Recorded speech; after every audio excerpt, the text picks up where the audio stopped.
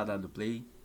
Seja bem-vindo a mais um vídeo. Hoje eu quero conversar com você sobre um dos temas que para mim são extremamente relevantes quando a gente fala de crescimento de escritório de forma saudável.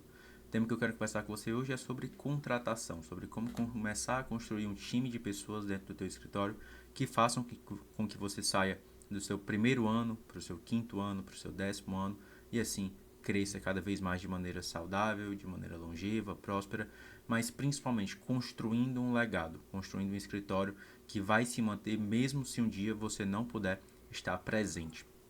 O contexto desse vídeo é exatamente porque um dos principais pontos que eu noto é que muitas vezes a gente se preocupa com ter bons produtos, a gente se preocupa com ter bons vendedores, a gente se preocupa com entregar muito bem as teses que vão ser aplicadas no nosso escritório, mas a gente não dá a devida atenção às pessoas que a gente vai colocar dentro do nosso time, dentro da nossa empresa. E termina que por não prestar atenção nisso, a gente tem uma entrada e saída de pessoas com uma constância muito grande, com uma frequência muito grande, e isso termina que um dos principais pontos que gera é a falta de credibilidade daquela empresa. Quantas vezes eu me lembro que eu era estagiário e sempre que lançavam dentro de um grupo que a gente fazia parte no WhatsApp, sempre que lançavam uma vaga para um escritório em específico, as pessoas falavam: vixe, não vai não, que lá o pessoal é tudo doido, não vale a pena trabalhar nesse escritório, os advogados são malucos, né? Ou então, quando eu virei advogado, eu sabia que esse grupo ainda existia e eu via isso acontecendo também, dos estagiários falando se valia ou não a pena trabalhar em determinados escritórios. O que acontece é que quando a gente tem um ambiente em que as pessoas elas não são valorizadas ou as conversas, as comunicações elas não são claras, aquilo dali está fadado a não ter um sucesso, não ter um resultado muito bom. Isso acontece porque a comunicação é o ponto principal da construção de qualquer negócio, quer seja a comunicação entre as pessoas que estão ali no teu time, né, no teu time interno, ou também ali das pessoas que vão comprar a ideia de fazer parte da construção daquele negócio, ou das pessoas que vão se tornar clientes e vão ajudar financeiramente falando a construção desse negócio. Vamos lá começar então. Vou aqui colocar uma apresentação para vocês, para a gente falar um pouquinho dentro de um mapa mental sobre os principais gargalos na hora de contratar um time, na hora de começar a trabalhar dentro do teu escritório. Eu quero trazer dois pontos de vista, eu quero trazer um ponto de vista do próprio escritório, do advogado, dos principais problemas que a gente observa na hora de contratar um estagiário, né? E da mesma maneira, um ponto de vista do estagiário, e tu pode transformar isso aqui em estagiário, colaborador, trainee, enfim, a forma como você quiser. Mas quais são os principais lados observados ali quando a gente vai tratar dessa situação de iniciar uma relação ali de parceria dentro do escritório. Os principais pontos que eu quero trabalhar contigo, vamos lá. Eu vou tentar deixar aqui um pouquinho do lado, porque a minha câmera está bem aqui no cantinho inferior da tela. O primeiro ponto deles, contratar esperando o estagiário estar pronto. Isso para mim é um dos principais erros, porque a partir do momento em que você decide contratar achando que esse estagiário ele já está pronto, você quer um estagiário que ele produza desde o primeiro dia, ou seja, a pessoa já entrou no escritório, tu não quer ensinar, tu não quer treinar, tu não quer fazer um onboarding dessa pessoa para que ela entenda a cultura, ela entenda quais são as bases desse escritório, de como ela deve trabalhar ali, como ela deve se portar, como deve ser a rotina dela. E ao mesmo tempo, você quer que essa pessoa ela seja extremamente experiente. Então, quantas vezes eu não vejo em currículos, em processo seletivo, o pessoal pedindo experiências a partir do quinto semestre, do sexto, do sétimo semestre, quando na verdade eu me lembro que o meu primeiro estágio foi no segundo semestre, porque eu queria começar a aprender e eu fui para o TJ trabalhar aqui no fórum do Tribunal de Justiça, porque eu queria entender como é que começava. E é um ponto que eu vou falar quando eu chegar do ponto de vista ali do estagiário, mas do ponto de vista do advogado, esse é um dos principais erros que eu observo. É você chamar uma pessoa do mercado que ou ela já está habituada com um determinado tipo de trabalho, ou que ela sequer tem experiência, é a primeira experiência dela, mas você já quer que ela produza desde o primeiro dia. Você não quer ensinar, acha que isso é perda de tempo, acha que mostrar para ela como fazer é perda de tempo. Você contrata um estagiário júnior, ou seja, uma pessoa extremamente iniciante, uma pessoa que não teve nenhuma experiência com estágio, mas quer cobrar ela como se ela já fosse um estagiário de nono semestre, de 10º semestre, que praticamente já é um advogado. Isso não faz o menor sentido, na verdade isso é contra-intuitivo, porque a partir do momento que você está contratando uma pessoa que está no início, nos primeiros semestres da faculdade, você quer uma pessoa para construir uma base, uma pessoa que você quer pegar sem vícios, uma pessoa que você quer pegar sem ter ali muitas manias de outros escritórios e quer criar uma pessoa que tenha exatamente a tua cultura. Se você não trabalha dessa forma, o risco de você se frustrar é muito grande, porque determina que você pega uma pessoa tendo uma certa expectativa nela que ela é incapaz, não por falta de capacidade, mas porque ela não tem sequer o conhecimento para cumprir com aquelas obrigações que você está querendo tirar dela. Outra coisa, falta de clareza no que realmente está sendo contratado. Um outro grande problema que eu vejo é que no processo seletivo, o advogado ele vai lá com um discurso de que não, o estagiário está ali para aprender, o estagiário está ali para ser treinado. Só que na verdade você já quer que ele saiba peticionar, já quer que ele saiba protocolar processo, já quer que ele saiba acompanhar prazo, preencher relatório, apagar incêndio de cliente que chega chateado, querendo a resposta de como está o processo. E não é bem assim que funciona. Se você contratar uma pessoa para controladoria, beleza, você esperar isso. Se você contratar um advogado, beleza, você esperar isso. Mas se você está contratando um estagiário, principalmente aquele que está no início do curso, não tem o menor sentido você ficar cobrando dessa pessoa um trabalho que ela só vai ter lá na frente, um tipo de conhecimento que ela só vai ter lá na frente. Outra coisa, confundir estagiário com custo, né? Então, confundir custo com investimento. Você vê o estagiário como uma mão de obra barata, como um quebra-galho, porque você ainda não pode ou não tem caixa de contratar um advogado, quando na verdade você deveria pensar no estagiário como uma construção de novas lideranças dentro do teu escritório. Então, pegar uma pessoa desde a base ali para fazer com que realmente ela tenha a cultura, ela tenha o perfil, ela tenha o formato que você espera que as pessoas que entrem no teu escritório tenham. Quando você pega esse estagiário meio que como um trainee, uma pessoa que você vai colocar lá dentro para ser o teu sucessor e ver ele dessa maneira, você começa a construir um time muito mais forte do que quando você pega uma pessoa que já vem cheia de manias lá de fora, joga ela dentro do campo de batalha e quer que ela se saia bem dali em diante, sem dar qualquer tipo de ferramenta necessária para que ela alcance esses objetivos. Outra coisa, você não vê o estagiário ou a construção, por exemplo, de vários currículos ali dentro do teu escritório como uma forma de reter talentos. Quantas vezes hoje eu não vejo, conversando com outros colegas advogados, que eles estão tendo dificuldade de contratação, que o pessoal sai da faculdade ainda praticamente que semi-analfabeto, não sabe escrever muito bem uma petição, não sabe como conversar, não tem conhecimento técnico nenhum, muito menos um conhecimento ali de soft skills, de habilidades interpessoais.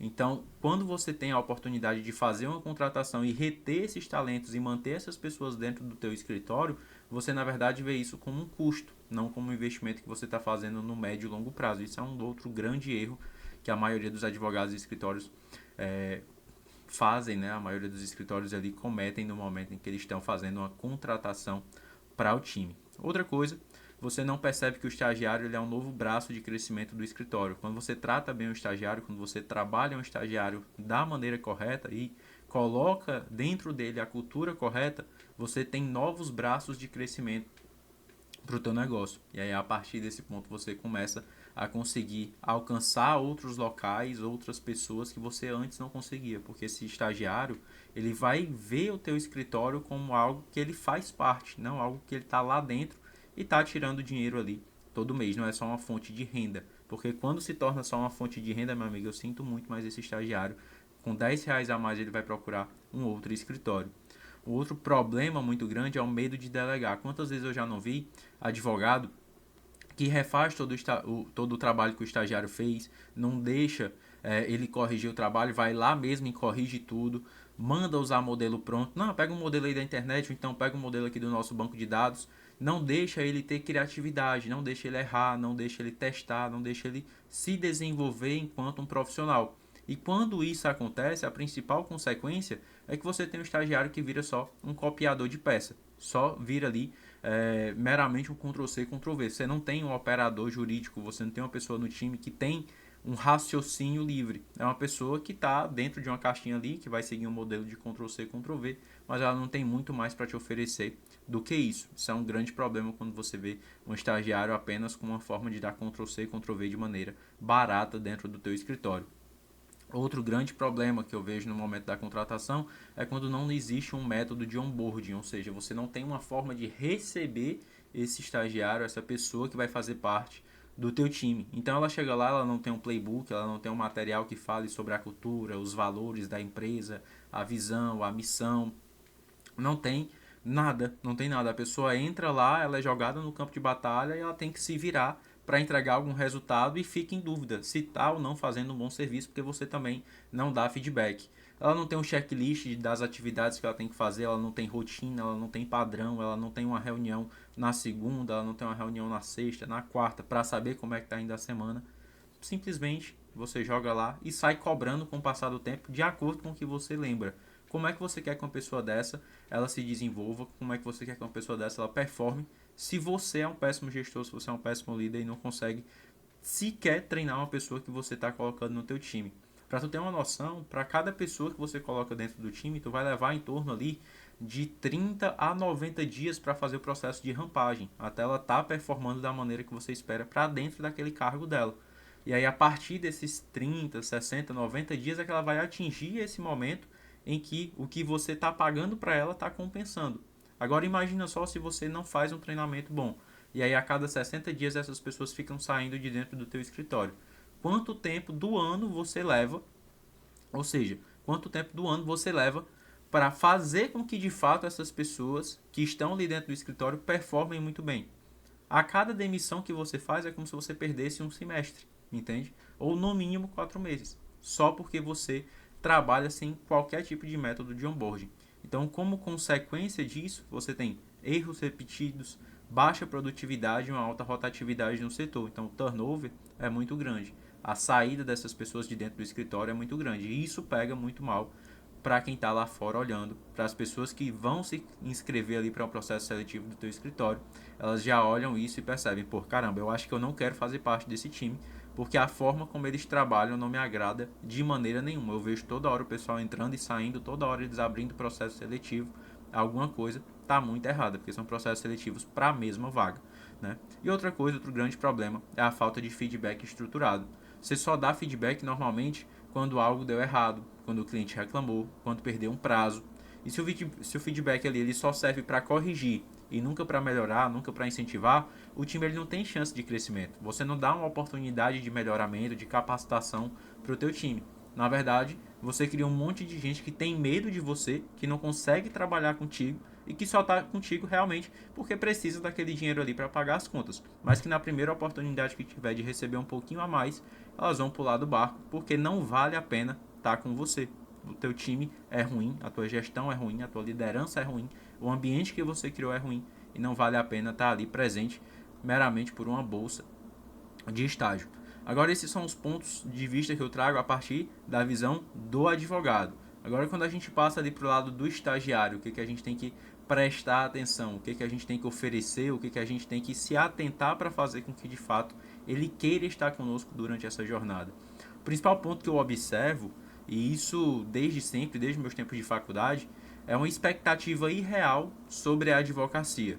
Então, quando ele inicia ali na busca por um estágio, a primeira coisa que ele acha que ele vai ter, ele vai aprender a advogar, ele vai aprender a fazer audiência, ele vai ter um mentor jurídico que vai auxiliar ele no desenvolvimento das capacidades para que um dia, quando ele se formar, ele também consiga ser bom e ele também consiga trazer para si uma advocacia que performa, uma advocacia que dá resultado.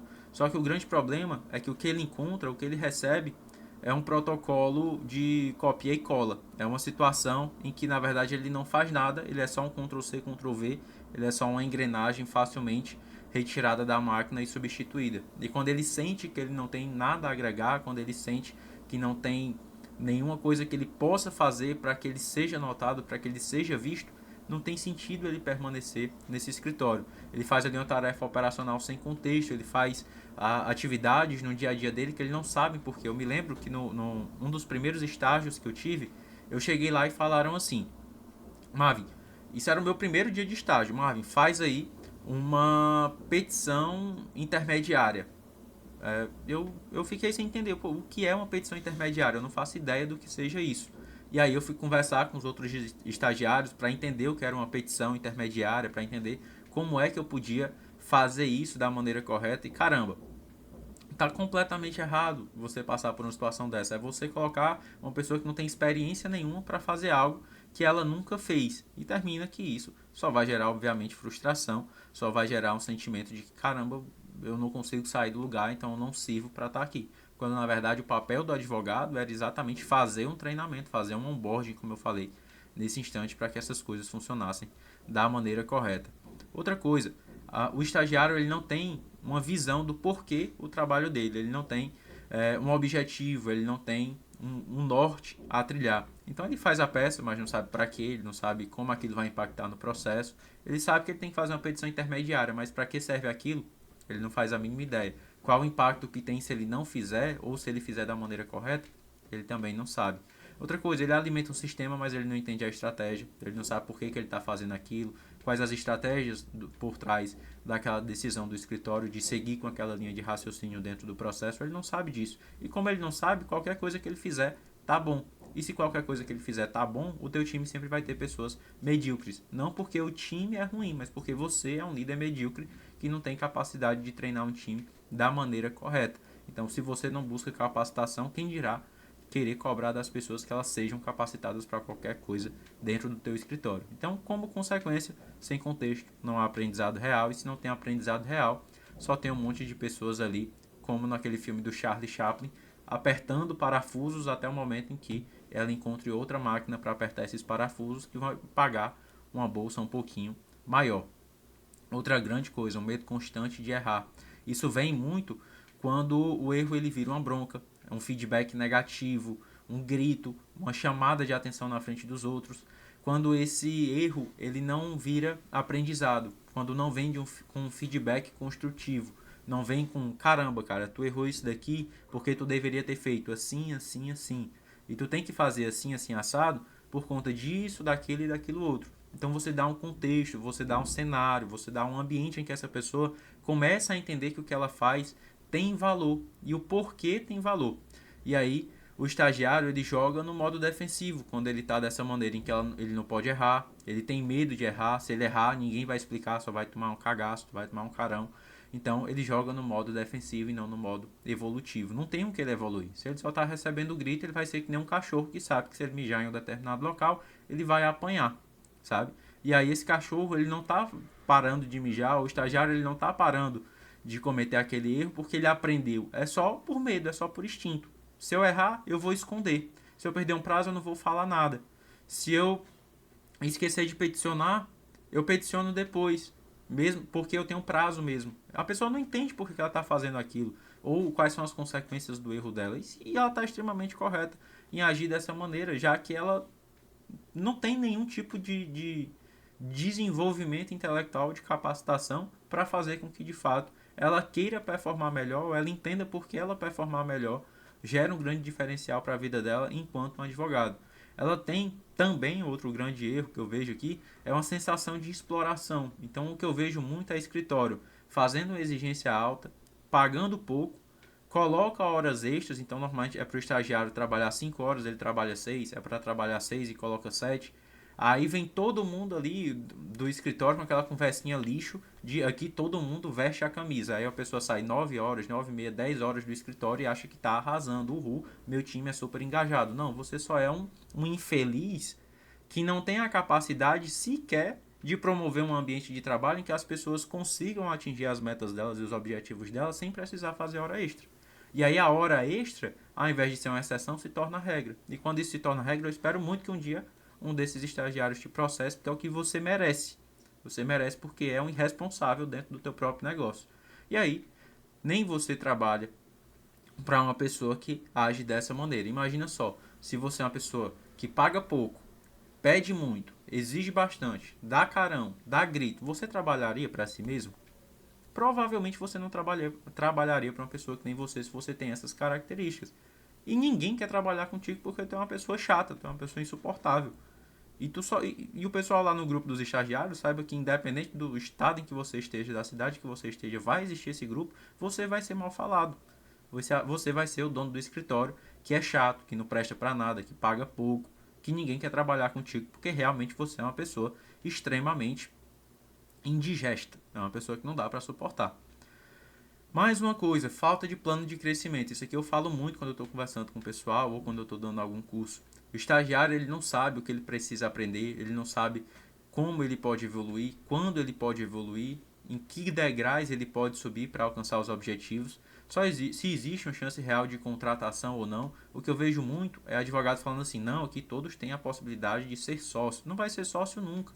No dia que ele tenha todas as características de ser sócio, ele toma uma rasteira e a pessoa vai lá e coloca algum amigo, algum parente, alguém que pagou caro para entrar dentro da sociedade. Porque a pessoa que você construiu, que você pegou na mão e levou lá para frente para galgar todos os degraus do escritório, tu vai chamar para ser um associado ou um sócio minoritário para não receber nada. Sabe o que essa pessoa vai fazer?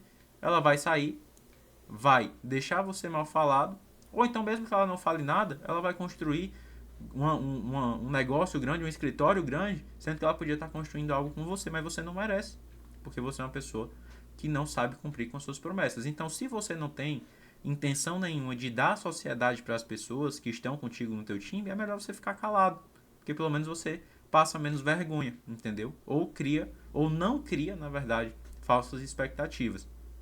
E aí, meu amigo, sem um futuro claro, ela só cumpre uma tabela até achar uma oportunidade melhor. Ou no outro escritório, ou abrir o próprio escritório, ou fazer uma transição de carreira, ou passar no concurso, porque com você ela já sabe que não vai ganhar nada, né? E aí, um outro grande problema realmente que vem, além de todos esses que a gente já conversou, é uma comunicação truncada com o gestor. Então, o estagiário, o colaborador, ele tem medo de perguntar, ele tem medo de parecer burro, ele tem medo de incomodar. O erro ele vai crescendo em silêncio porque não tem espaço para aprendizado. Ao longo de todo esse vídeo aqui, o que eu mais falei foi: cria um ambiente, cria um espaço em que as pessoas elas se sintam à vontade para aprender.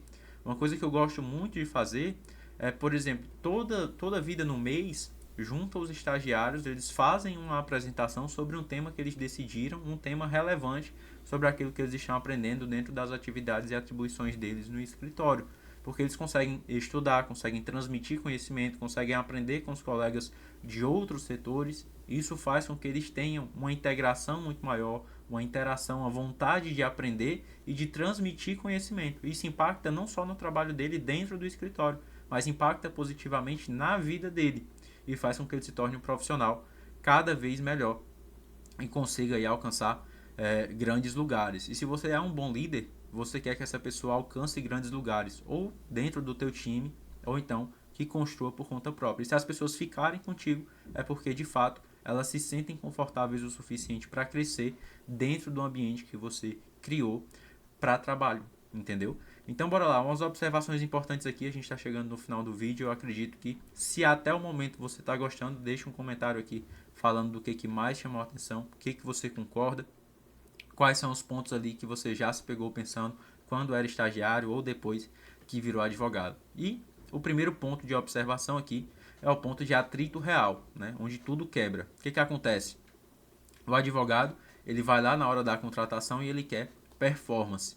O estagiário, quando ele vai participar de um processo seletivo, o que ele está esperando é aprendizado. E quando não existe uma harmonia nessa linha de comunicação, quando isso não é alinhado, esse desalinhamento ele mata a relação antes mesmo dela amadurecer. Então o estagiário ele entra com expectativa que foi criada erroneamente porque você não falou o que você esperava, você cria uma expectativa completamente errada do que esse estagiário, do que esse colaborador ele tem que fazer, e em menos de 2 meses essa pessoa está pedindo demissão porque ela não aguenta a sobrecarga de trabalho, ela não aguenta não saber o que ela tem que fazer da maneira correta. Então, muitos escritórios têm um turnover, ou seja, tem as demissões, as retiradas de colaboradores muito grandes, porque simplesmente não há um alinhamento desde o início, desde o processo seletivo. Por isso que todo processo seletivo eu defendo que tem que ter pelo menos 3 fases: análise curricular, perguntas e respostas subjetivas e objetivas e depois uma entrevista direta com a pessoa, ou presencialmente, se você tiver oportunidade, ou por videoconferência, para que você conheça realmente as características da pessoa e dê a oportunidade de ela perguntar para você também o que você espera dela. Uma outra grande verdade mortal é que estagiário ruim, ele não nasce sozinho. Você cria ele quando você não educa, quando você não dá ambiente de crescimento, quando você cobra mais dele do que o que ele tem capacidade de entregar e não dá nada em troca. não dá salário emocional, não aumenta salário, não tem plano de carro e carreira, não tem nada. Você é um péssimo líder, um péssimo gestor, um gestor pior ainda, e quando você não escuta as pessoas que estão contigo jogando esse jogo. Então, quando você trabalha dessa maneira, eu tenho só uma coisa para dizer: não vai ter contratação que dê certo dentro do teu escritório. Agora, se você quer mudar isso, se você quer entender de fato como fazer boas contratações, se você quer entender como manter o teu time engajado, como ter uma cultura forte, vale muito a pena você se dedicar. Tem muito livro bom sobre essa temática, tem muito vídeo bom aqui no YouTube. Se você quiser conversar comigo para fazer uma consultoria, você não é obrigado a fazer isso, mas a gente pode sentar para conversar. E se for só para conversar sem consultoria nenhuma também, pode me chamar lá no direct que a gente vai trocando ideia, vai conversando. Deixa aqui embaixo também sugestões de outros vídeos e outros temas que você gostaria que eu abordasse aqui no canal, para que a gente consiga fazer um conteúdo cada vez melhor e cada vez mais engrandecedor para a nossa classe. Tamo junto, até o próximo vídeo.